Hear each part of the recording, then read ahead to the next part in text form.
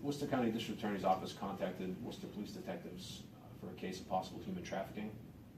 The investigation started when a Worcester Public School Department member noticed that a 14-year-old female who had enrolled in school several weeks prior was only attending classes periodically.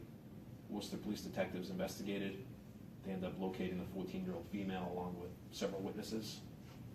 Police were eventually informed that the 14-year-old female was originally from El Salvador and that she had struck up a friendship over Facebook with a 22-year-old male that was later identified as Luis Santos.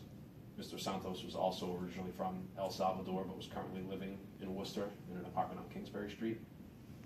At some point, Mr. Santos arranged, by the paying of $5,000 cash, to have the 14-year-old female victim smuggled into the United States. At some point in mid-December, she was in fact smuggled into the States across the border into Texas and eventually brought to Worcester, where she began residing with Mr. Santos in his apartment. She made it clear from the beginning that she didn't want a romantic relationship with Mr. Santos, but he forced her to sleep in the same bed with him.